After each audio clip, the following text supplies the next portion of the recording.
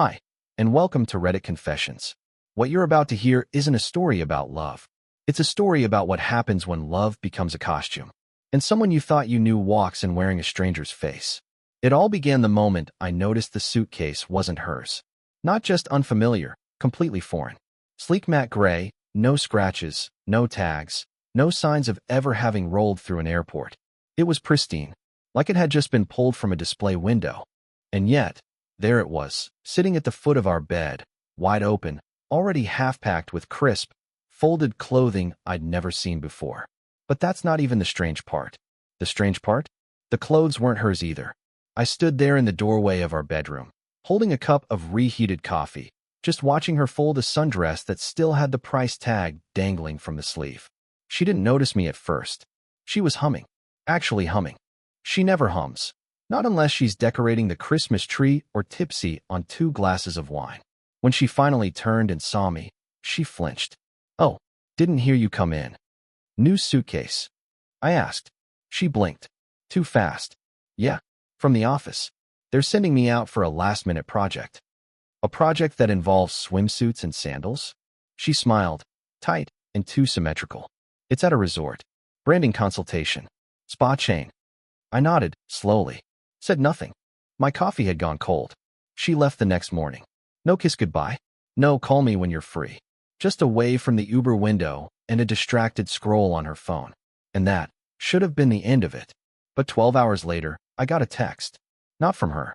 From the airline. Her flight had been canceled due to weather. The thing is, she told me she'd already landed. Said she was just getting settled at the hotel and would call me after dinner. That's when the gears in my head started to turn. Slow at first, but turning all the same. I went back upstairs, opened the closet. One pair of heels missing. Her red ones. The ones she once said made her feel dangerous. I checked the laundry basket. Her favorite black nightgown. Gone. And the watch I gave her for our anniversary? Not in its usual drawer. So I opened her laptop. Password protected. Changed. I tried her birthday, our cat's name, even my name. Nothing. I didn't sleep that night. By the next morning, I was driving 2 hours south to a private address I found through a synced Google Maps history on our home Wi-Fi. I know. Desperate. Borderline crazy. But when you feel like you're drowning in questions, logic becomes a luxury. I parked across the street from a gated property near the coast. Watched a sleek silver car pull into the driveway. She stepped out. Not alone. He kissed her like he'd done it 100 times before. She laughed. Tossed her head back. Wore the red heels. And I sat in my car with my hands trembling and my ring burning a hole into my skin. But I didn't confront her then. No, I waited. I needed her to come home, to lie to my face, to look me in the eye and pretend she hadn't just rewritten our vows with someone else. When she walked through the door 3 days later, suitcase in tow, sun-kissed, and wearing a souvenir t-shirt that said, "Work hard, vacation harder," I didn't say a word. I just took off my wedding ring, walked up to her. And I threw it. Right in her face. She gasped. It hit her collarbone. Rolled onto the tile. And I said just one word. "Why?" She opened her mouth. But I'll save what came next for part 2. Because the truth? It was so much worse than I imagined. She didn't even flinch when the ring hit her. That's the part that keeps replaying in my head. Not the fact that she lied. Not the fact that I watched her wrap herself around another man like she'd never loved me at all. No. It's how she just stood there, motionless, as that metal band. The same one she slid onto my fingers 6 years ago, whispering, "Forever," bounced off her chest and landed on the floor like it meant nothing. Like I meant nothing. For a second, the world was silent. The suitcase by the door hadn't even been fully zipped yet. A sliver of silky fabric peeked out from one side, the tag still attached. One of those expensive designer brands she used to say we couldn't afford unless it was on clearance. I didn't say a word. My heart was beating so loud I could feel it echoing in my ears, like a warning drum before a war. She looked up at me slowly, then bent down and picked up the ring. Rolled it between her fingers. Didn't cry. Didn't apologize. Just whispered, "I guess you found out." That was it. I guess you found out. Like I'd stumbled on a surprise party. Like this was some minor inconvenience we could talk through with red wine and couch blankets. I couldn't breathe. My legs felt like they were made of wet paper. My mouth opened, but I couldn't form a single syllable. All I managed to say was, "His name." She shook her head. It doesn't matter. I lost it. Not in a yelling, violent way. I don't do that. I'm not the guy who punches walls or slams doors. But I laughed. Not because it was funny. Not even close. It was the kind of laugh that comes when your entire life detonates in front of you and your brain doesn't know how to process it. It doesn't matter? I repeated. You disappeared for 3 days with someone, lied to my face, packed clothes I've never seen, used our shared money, and I tracked you to a beach house like some pathetic spy, and you're standing here telling me it doesn't matter? Still, no tears. Still, that blank, unreadable face. And then she said it. It was just escape, Ellison. I needed to breathe. That sentence will haunt me for the rest of my life. She needed to breathe, so she climbed into someone else's bed. She needed to escape, so she ghosted her own husband and wore another man's watch in the sun.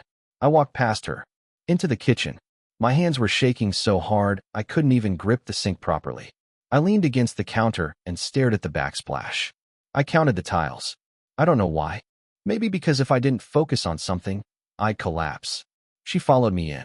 You always need everything to be so safe, she said, voice low but sharp. You cling. You smother. You want everything scheduled, predictable. I needed something else. I gave you everything I had, I whispered. You said you loved that I was dependable. She nodded, like I'd proven her point. Exactly. That's when I realized she hadn't just cheated. She'd planned it. Maybe not in the beginning, maybe not even intentionally, but this wasn't some emotional accident. This was something she let happen, something she walked into with eyes wide open. And I was the soft mat she left her muddy shoes on before she ran off into someone else's arms. I packed a bag that night. Just a few things. Some clothes, my laptop, my toothbrush. I didn't even take the photo albums. Didn't touch the wedding book we made together. I left them all sitting on the shelf, gathering dust, as if they belonged to a version of me that no longer existed. As I zipped my bag, she said from the hallway, "So that's it? You're just walking away?" I turned to her, really looked at her. "You left days ago," I said. "I'm just catching up." And I walked out. I didn't look back. I didn't slam the door. I didn't cry until I reached the motel parking lot. And even then, it came out in choked, silent heaves. That was 11 days ago. And now I'm sitting here, in a rented room that smells like bleach and regret, telling strangers on the internet that the woman I thought was my forever used our marriage as a launchpad for a weekend fling. I haven't told my parents yet. I haven't told my friends. I don't know if I ever will. Because every time I try to say the words out loud, I feel like I'm telling a story that happened to someone else. But it didn't. It happened to me. And the worst part? She still has the ring. I don't know what's worse, the betrayal or what comes after. You brace yourself for the big moment, for the confrontation, for the slam of truth, like some kind of final boss fight that'll end it all. But it doesn't end there. It begins. After you walk out, there's just silence. A terrible, hollow silence. And it follows you everywhere. Into your car. Into your motel room. Into the damn grocery store when you realize you forgot your wallet because your mind won't shut off. That's what the past 11 days have been. A quiet unraveling. After I left, I stayed in that motel longer than I care to admit. The wallpaper was peeling in the corners. The faucet dripped. There was a stain on the carpet shaped like Ohio. But it was mine. No traces of her. No scent of her shampoo lingering on the pillow. Just me and the sound of regret. On day 5, something snapped. I was eating dry cereal out of the box, sitting cross-legged on the bed, when I realized I couldn't breathe. Not because of her. Not anymore. But because I didn't know the full story. My imagination was worse than any truth. I had too many blanks to fill. Who was the guy? How long had it been going on? Had it ever even ended? I drove back to the house. Not to see her. I knew she was out of town for the weekend. Her sister's birthday. Or so she said in the one text she sent me asking if I was doing okay. As if she deserved to ask that. I didn't respond. But I still had the garage code. The alarm code. She hadn't changed anything. I walked in like a ghost retracing the steps of the life he used to have. Everything was the same. The couch still dented from my side. The faint scent of her vanilla candles still clinging to the walls.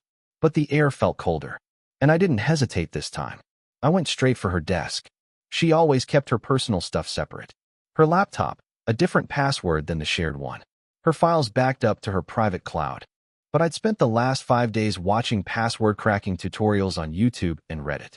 And after 27 failed guesses, I got in using her late grandmother's name and our wedding date. I shouldn't be proud of that, but I am. What I found hit harder than the photos. There was a folder, hidden deep inside a network of fake project files, beneath layers labeled Interior Contracts 2022 and Client Mood Boards, was a folder simply called Weekenders. Inside, photos, videos, scanned boarding passes, Uber receipts, even playlists. Multiple cities, different weekends, different outfits. Same man. Him. Not just some one-time thing. Not some 3-day lapse in judgment. This had been going on for months. Atlanta, Nashville, Palm Springs, once even in a town just 2 hours from our own home. The photos were casual, intimate. Her wrapped in his arms. Her laughing with her eyes closed. Her wearing that black nightgown I thought she lost during a laundromat mix-up. And one video. A hotel balcony. Sunset in the background. Her voice, soft, dreamy, whispering, "This is our escape." I paused the video. Rewound. Played it again. Our escape. That's when I realized something that chilled me to my bones. This wasn't just cheating. This was a second life. She didn't stumble into this. She built it. She curated it like a museum. She documented it. Romanticized it. Probably cried over it. And every time she came home, she looked me in the eye and asked if I could pick up cat litter on my way back from work.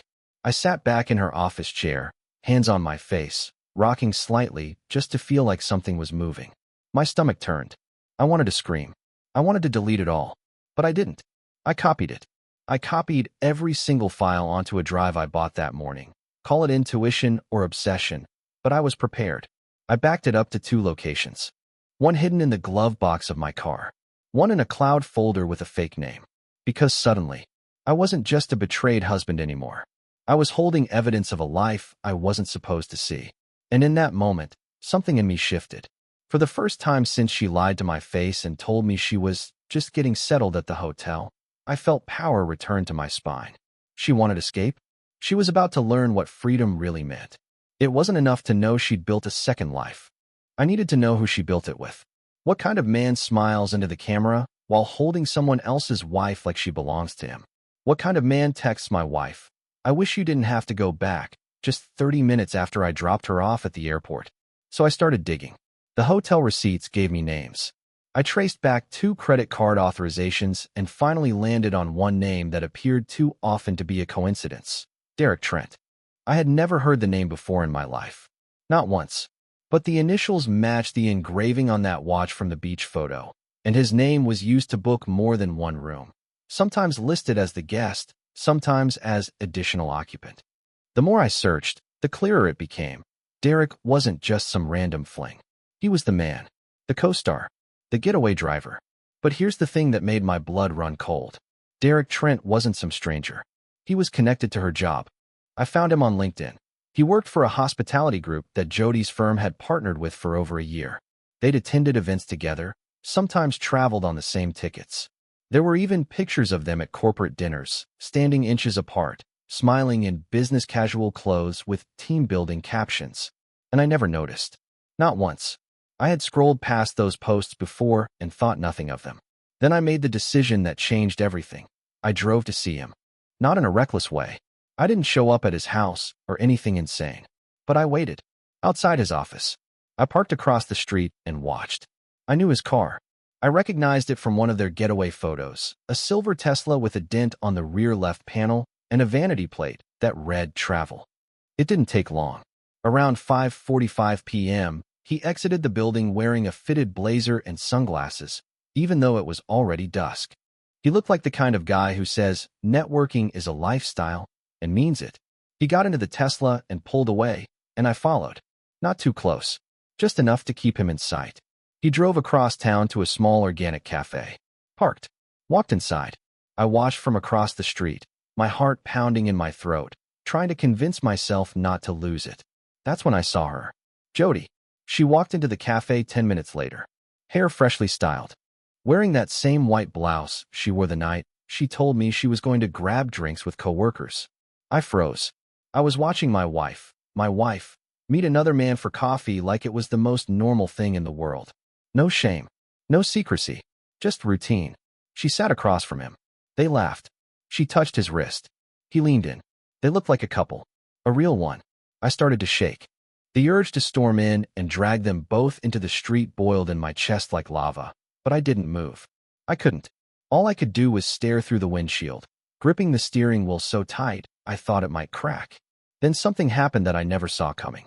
She reached into her purse and pulled out my ring, the one I threw at her. She held it in her palm, smiled, handed it to him. He laughed.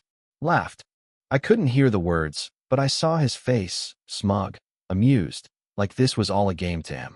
She leaned over, whispering something into his ear, and then she kissed his cheek. Right there.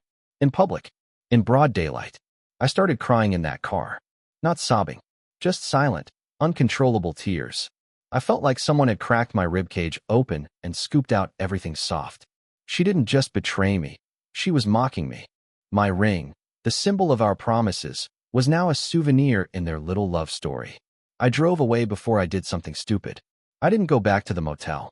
I parked in an empty lot behind a pharmacy and just sat there, phone in my lap, fingers hovering over her contact name. I wanted to call her, scream, demand answers, but I knew I'd just get more lies. So instead, I called someone else, someone I hadn't spoken to in nearly a year. Her sister. I didn't plan what to say. I just blurted out, Jody's cheating. It's been going on for months. I have proof. There was silence on the line. Then a sigh. I was afraid of that, she said quietly. And that's when I realized, everyone else knew. Everyone but me. The silence that followed her sister's words felt louder than anything I'd heard in the past 2 weeks. My phone was pressed so tightly to my ear I could hear my own breath bouncing back at me, shaky and uneven. What do you mean? You were afraid of that? I finally managed to ask, though I wasn't sure I wanted the answer. She exhaled again, slower this time, longer, as if she'd been holding this breath for months. Ellison, listen. Jody's always had a hard time staying in one place. You've probably seen that, right? The way she craves something new every couple of months. New hair, new furniture, new routines. I tried to tell her years ago to slow down, that she'd burn out or ruin something good. But she never listens. I could feel something clench in my chest. Did you know she was cheating? No, she said quickly. Not for sure. I mean, I had a feeling, but it wasn't my place. And you two always seemed fine, you know. You'd come to family dinners. She smiled. You joked. We all thought if she was ever going to settle for real, it'd be with you. Settle. That word hit harder than it should have. Settle. As if being with me was some sort of surrender. Like I was the safe choice. The backup plan. The man you marry when you're tired of chasing fireworks. I thanked her, politely, somehow, and hung up. My hand stayed frozen around the phone, my thumb twitching slightly like it didn't know how to let go. My thoughts spiraled in a dozen directions, looping back to that damn cafe over and over again. The ring in her palm. His smug grin. Her whisper. That kiss. What was she planning? Because it didn't look like a fling anymore. It looked like something serious. Like they weren't hiding anymore. Like they were comfortable. And that terrified me more than anything. I started to obsess. I couldn't stop myself. I knew her schedule, her habits, her shortcuts and passwords and rituals. It wasn't hard to figure out where she'd be next. It just took time and a sick kind of commitment that came from a place I didn't even recognize in myself. I started following her.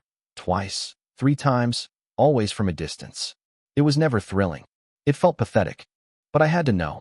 I watched them once from a hotel lobby. She walked out of the elevator laughing, barefoot, holding her heels in one hand while Derek adjusted his tie. They looked like a couple on vacation, like people who didn't have to sneak anymore. They walked right past me. She didn't see me. I had my hoodie pulled low, head down, heart pounding so loudly I thought someone would hear it. He held her waist as they walked out.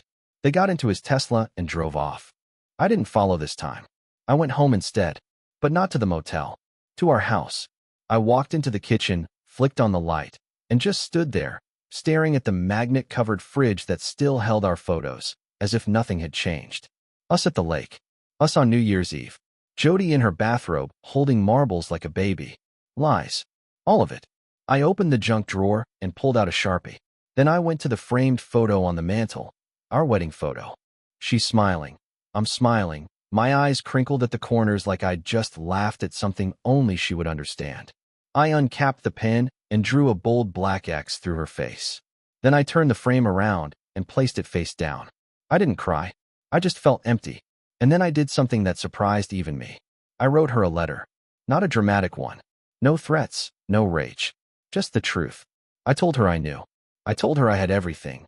The photos, the receipts, the files. I told her I'd seen them together more than once. That I'd watched her hand him my wedding ring. That I'd spoken to her sister. And then, I ended it with one sentence. You already left. I'm just letting go. I put the letter on her pillow. And I walked out again, for the last time. But the story doesn't end there. Because the next morning, she showed up at my motel room. And she wasn't alone. The knock came at 9:47 a.m.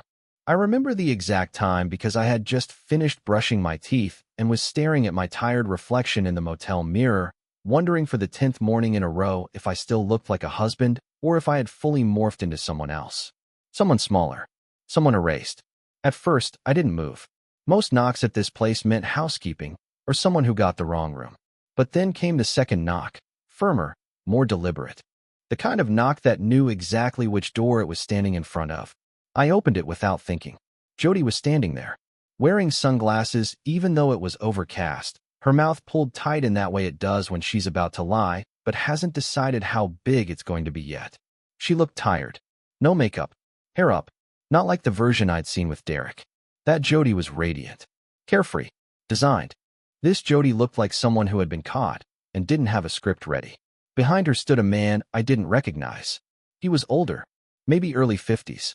Gray at the temples, business casual, holding a leather folder and wearing that smug, practiced neutrality you only ever see on HR directors and divorce attorneys. Can we come in? She asked. I stepped aside. Not because I wanted to. Because I was curious how she was going to play this. She sat on the edge of the motel room chair like it burned her, while the man remained standing. He introduced himself, Charles Becker, a facilitator. Not a lawyer, not a mediator, a facilitator. The kind of man you hire when you want to control the tone of the fallout before it starts. I already hated him. Jody asked me to help handle this amicably, he began. No courts, no drama, just clean closure. My gaze shifted to her. She wasn't looking at me. She was staring at the microwave, like if she concentrated hard enough it would warp into a time machine and take her back 6 months before she set all this in motion. You brought someone to mediate a marriage you burned to the ground? I said, really, I'm not here to fight, she replied softly. I thought you'd want that too. I laughed. Out loud. It was bitter, raw, and short. I wrote you a letter, I said. I thought it was pretty clear. I read it, she said, finally meeting my eyes. That's why I came. Becker cleared his throat. Look, this doesn't have to be drawn out. We have the preliminary separation outline, including property division and an NDA regarding digital evidence. I raised a hand to cut him off. NDA. He gave a tight, polite nod. Jody's willing to waive any objection to a no-fault agreement if you agree not to release any digital materials related to private correspondence, photographs, or documents acquired without her knowledge. I stared at her. You're scared. She said nothing. You're not here to apologize, I said. You're here because you thought I'd upload everything. You thought I'd post the photos, send the videos to your office, to your mother, to Derek's family. Her face twisted slightly. Please don't, she whispered. I leaned forward. You weren't worried about me when you were in hotel rooms 3 states away. When you were giggling barefoot on balconies with my wedding ring in your purse. When you built a whole parallel life while I was at home fixing the dishwasher and feeding the cat. She looked down. Said nothing. You didn't show up here for peace, I said. You showed up to manage the fallout. You're treating your betrayal like a PR crisis. Becker stepped in again. I understand this is emotional. No, you don't, I snapped. You're here for damage control. And she brought you because she thought I'd snap. She thought I'd become the unreasonable one. That's the narrative, right? Quiet husband loses it, goes nuclear, ruins her clean exit. Becker straightened, clearly uncomfortable. All we're asking is, I'm not signing anything today, I said, standing. And if you want me to consider not releasing the truth, you can both start by telling me every last detail. No more lies. No omissions. No polite legal phrasing. If she wants silence, she buys it with truth. Jody looked up at me. For a second, I saw something crack in her. Fear, shame, or maybe just the realization that I wasn't going to roll over and let her package this like a controlled burn. Derek proposed, she said quietly. The room dropped 10 degrees. What? I asked, barely able to form the word. She looked like she'd swallowed glass. He asked me to marry him. He said he's willing to wait until everything's finalized. That he wants to start fresh. New city. New everything. I stared at her, trying to process the irony. The woman who claimed she needed air now wanted to run into the arms of someone else and start a brand new life on the ashes of mine. He wants to build a future, she added. I smiled, slow and small. So did I? And then I opened the motel room door. Get out, I said. Both of you. Becker looked to Jody, expecting resistance. But she stood, didn't fight, didn't speak. She just walked out with him, her steps slow, unsure, like she suddenly realized the full weight of what she'd done. And as I closed the door behind them, I realized something else. She might be the one walking away with a proposal, a plan, and a ring. But I'm the one walking away with my soul intact. What she doesn't know yet is that I'm not finished. Not even close. They thought I'd break. Jody, Becker, Derek, all of them. That was the plan. I was supposed to quietly disappear into some emotionally ruined corner of my life and let them write the ending. They'd show up with folders and forms, say their little rehearsed lines, and I'd just sign the dotted line like a good little ex-husband. Polite, passive, predictable. But grief has a funny way of waking you up. It doesn't shatter you all at once. It reshapes you. Slowly, quietly. With every sleepless night, with every breath you take in a space you once shared, with every voicemail you can't bring yourself to delete, it sharpens you. And eventually, it stops hurting the way it did at first. Eventually, you stop feeling like the victim and start recognizing the power you still hold. I spent the rest of that day in the motel pacing. Not with panic, but with clarity. That cold, focused clarity that only comes after a fire has already gutted the building and all you're left with is the foundation. For the first time since I threw the ring at her, I wasn't asking why. I was asking how far they'd gone, how deep the lies ran, how many people helped them stay hidden. So I made a list. Everyone who might have known. Everyone who smiled at me while holding her secrets behind their teeth. Jody's coworkers, especially the ones from her last 2 projects. Derek's assistant, who scheduled most of their travel. Our mutual friends who suddenly stopped inviting us to couples nights 6 months ago. Her mother, who always had that strained look when asking how we were doing. I wasn't going to confront them with threats or dramatic accusations. That's what they expected. No, I was going to ask questions. Quietly, intelligently. And I was going to listen to the things they didn't say, to the silences between their words. I started with messages. Not angry ones. Gentle, disarming. Hey, can I ask something weird? Just trying to get some clarity. Did you ever notice anything odd about Jody and Derek? Totally random. But do you remember if she ever mentioned a resort in Nashville? Some didn't reply. Some danced around the questions. But a few told me everything. One of her former colleagues admitted they'd suspected it since a conference last fall. Said they'd seen her sneak out of the event hotel through a side exit late at night. Said she came back the next morning in the same dress, laughing at something Derek had whispered. Said she knew, and still said nothing. Another friend, someone I'd gone hiking with, someone who stood next to me at our wedding, confessed that he'd once caught Jody and Derek holding hands at a company mixer. He said she begged him not to say anything. Said she cried and swore it was a mistake, and that she was going to end it. That was 10 months ago. 10. I didn't reply to his message. I just sat there with my phone in my lap, feeling the weight of 100 ordinary days that suddenly felt poisoned. All those afternoons where I'd cooked dinner while she texted him. All those nights where I rubbed her back while she said she was just tired from work. All the times I blamed myself for her distance, thinking I wasn't doing enough. And yet, it wasn't just them. I had enabled it too. By trusting blindly. By believing love was a guarantee and not a choice. By mistaking comfort for connection. But that ended now. Because something unexpected had happened when I didn't sign Becker's NDA. When I refused their offer. When I slammed that motel door in their faces. I saw something in Jody that I'll never forget. Panic. Real panic. The kind that doesn't come from guilt, but from loss of control.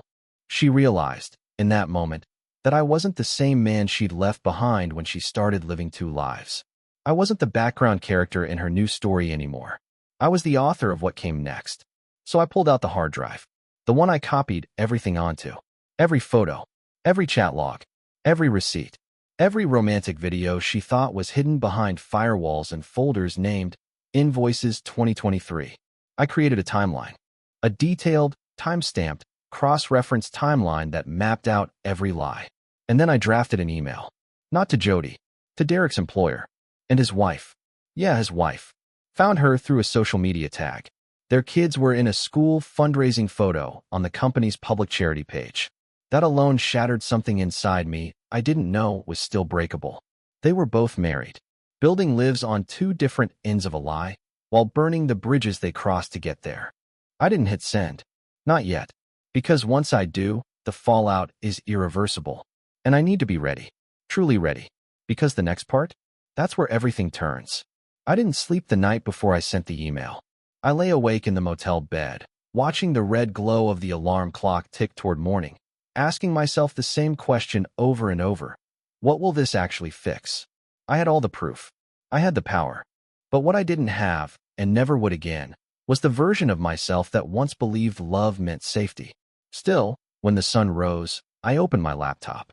I typed 2 emails, one to Derek's employer, with a time-stamped summary of his business trips that violated corporate conduct, and another to his wife. I didn't include the worst photos. Just enough. Enough to tell her she wasn't crazy if she had doubts. Enough to give her the choice I never got. Then I hit send. I didn't check for replies. I closed the laptop, took a deep breath, and finally, after everything, left that motel room for good. What came next wasn't explosive. There was no fiery confrontation, no courtroom drama, no viral moment. Just quiet consequences. I heard from a mutual friend weeks later that Derek had been let go from his company. Some vague HR explanation. And Jody? She moved out of state. New city, just like she said. But not with him. Whatever future they planned, it crumbled under the weight of exposure. I don't know if she knows I was behind it. And honestly, I don't care. I didn't do it for revenge. I did it for closure. I moved into a small apartment across town. Nothing fancy, 1 bedroom, creaky floors, no dishwasher, but it's mine. I hung new pictures. I stopped checking her social media. I took up night walks. I let the silence of starting over fill the spaces where doubt used to live. And one day, without realizing it, I went a whole 24 hours without thinking of her at all. And that's when I knew. I wasn't broken. I was free. I wish I could tell you there's some perfect bow to this story. That I met someone new, or that everything makes sense now. But healing doesn't come in fairy tale form. It comes slowly, quietly, one honest day at a time. What I can say is this. I know who I am now, and I'll never again ignore my instincts for the sake of comfort. I've learned that the truth always finds its way out. And sometimes, the best revenge is building a life that has no space for liars in it. So if you've been through something like this, if you're standing in the ashes of a betrayal you didn't see coming, let this be your sign that you will rise from it. And when you do, you won't just survive. You'll become something stronger, wiser, and far more unshakable than the version of you they underestimated. Thanks for sticking with me through this journey. Now I want to hear from you. Have you ever uncovered a secret that completely changed your view of someone you loved? Drop your story in the comments below. I read every one. Let's share, connect, and remind each other that we're not alone in this. And if this story resonated with you, don't forget to subscribe to Reddit Confessions, where real stories find real voices.